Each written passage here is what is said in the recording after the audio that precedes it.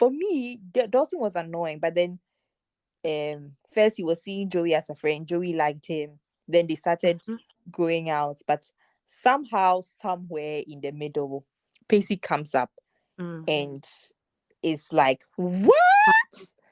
This is much better than Dawson." So Team Pacey all the way. You have to add that to your list and see Dawson's Creek. So you understand what I'm saying? Yeah. So on the website that I mentioned, they say that it's even more fulfilling when you find the one and they happen to be your best friend. Sure, relationship starts out strictly platonic, but on the on and off pair find their way back to each other. Into bracket Dawson who? So yeah, definitely Pacey and Joey. What's your next one? My next one would be, and I want to say all-time favorite, but because of the way that it ended, I don't think it would be an all-time favorite. Jon Snow and Khaleesi. Really? Yes. Jon Snow and Khaleesi. I maybe it's the sick part of my brain, but I always loved the way that she took like a power position with him, and I feel like the roles were reversed. He sort of submitted to her. And when they were alone, she could be vulnerable with him. But when she was out there, he submitted to her and let her be the queen that she was. And even though it ended tragically, they were still a very dreamy couple, very dreamy. She was all majestic and all, queen of the dragons and all of that. And he was, I'm masculine enough to let you take center stage. And that's why they're a favorite of mine. Maybe that's why they're a favorite of everybody else's too. Because for once, a woman was boss girl in her rights. Do you get it? Yeah. So that's another favorite of mine. I didn't particularly watch Game of Thrones as it was airing. That's an atrocity. No, hold on. I watched it after it had aired, and like as people were waiting for the last season or the season finale or whatever, and then by the time I got there, I was like, oh, and one year. But I wasn't really into Jon Snow and Khaleesi like that. Really? Who are you looking at? The other one, what's his name? The one with the red wedding. Yeah, hey. That was they were so sexy. God.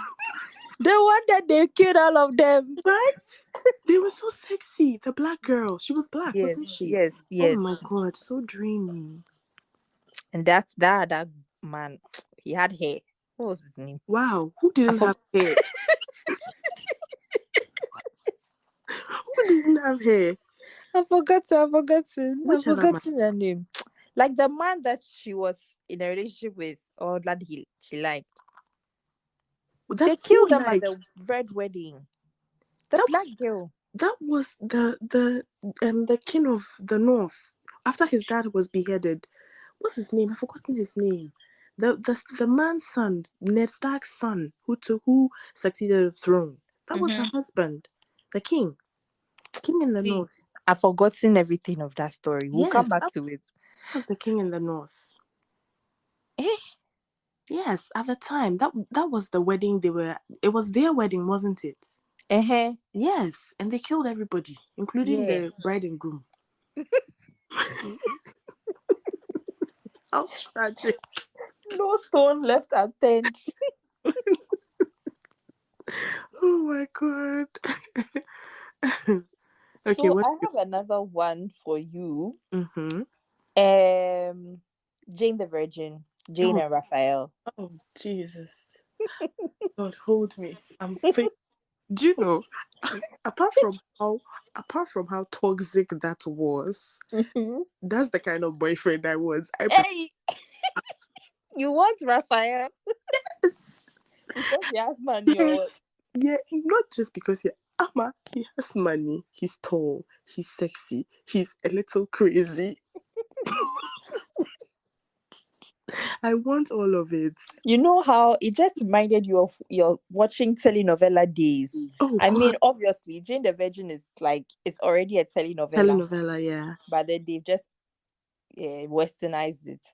Right? So when you see Jane and Raphael, like, I think I watched that show 3 times. Once alone. The second time I watched with my kid sister, I think. And the third time I watched with my mom. And I could see even my mom was smiling every time they were together. I'm like, Madam, your husband has a big stomach. Behave yourself. Behave yourself. Okay. I'm like, oh my God. This is what but then I people want. think that Michael was better. Madam, please. Please and please again. Please and please again. He was, he was the person. Michael was the one you love before you find the one. Hey, Yeah. seems like you have some kind of insights. I should have added this to my when I was introducing my. I'm a relationship coach. It's like you've forgotten who you are speaking to. Have you forgotten? The many years that I have coached you. Have you forgotten? Have you forgotten? Please, I'm very experienced. Michael is the one you love before you find the one.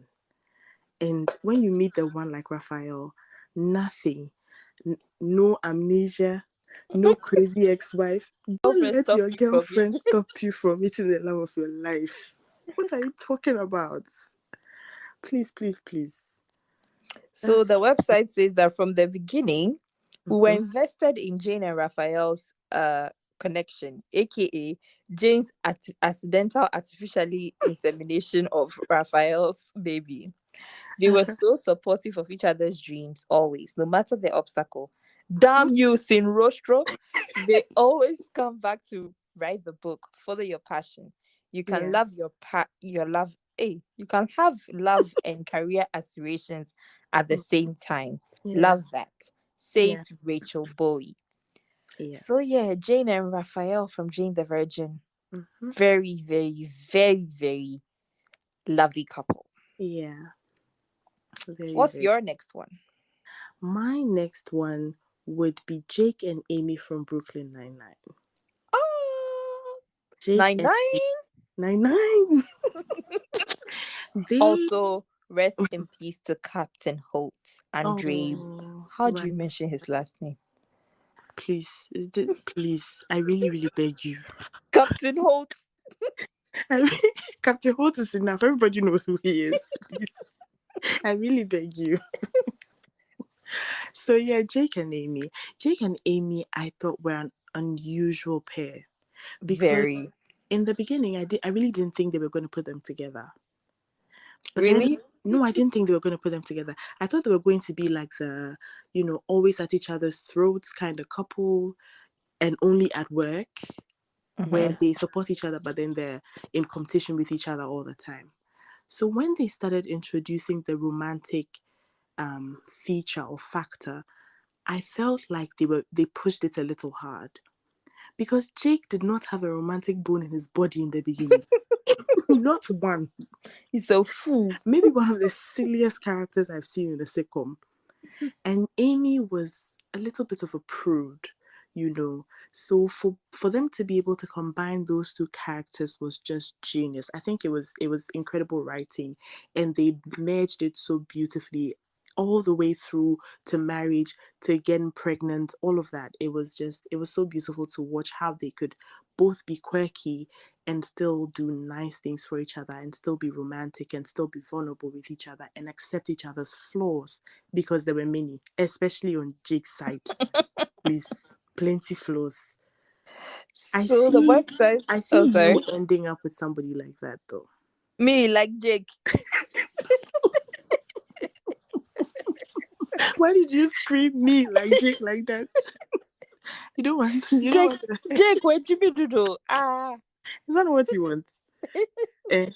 Don't you want laughs and a foolish police officer? Me say laughs. Yeah, your friend then Bobo Kala. Cool, cool, cool, cool, cool, cool, cool, cool, cool, cool, cool, cool. So it says that it doesn't take a rocket scientist to figure out that